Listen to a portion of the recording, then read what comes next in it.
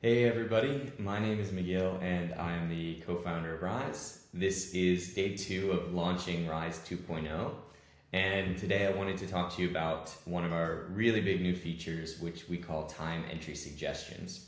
So now Rise will take your activity and feed these big activity blocks into our AI algorithm, which is going to do two things. First, it's going to automatically chunk this block into what it identifies as basically tasks or similar types of work.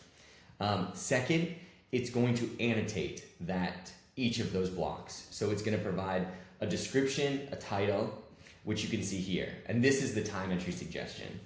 So from there, I get a really clear, easy, readable view of exactly what I worked on today. Each of these time entry suggestions, they can be edited, they can be added to, you can tag them with a task, a project, or a client. They belong to a workspace as well. And basically, they also come with AI-generated suggestions for clients, projects, and tasks. So you can see this one was recommended for this Review 2.0 feedback in Help Scout, which is a ClickUp task. Now I can just one click to accept that recommendation, and it's going to fill all those values, and then hit enter. And now a few things happen. First, that time entry is created with that description. It's shared in the workspace, and it's also shared with ClickUp or Linear, depending on what you've integrated. So they're really powerful, they're really helpful. We've also created this really cool time entry suggestion inbox. You can fly through these almost like a superhuman inbox. It's all linked up with shortcuts, but I'll get into that a little bit later this week. These time entry suggestions, they come with a bunch of other cool features. So for example, you can always edit the description, but if they're not right, you can merge it with its neighbor. You can actually split it if you want to get it chunked into smaller chunks, like break this into multiple smaller time entry suggestions, or you can regenerate it. So they're really powerful.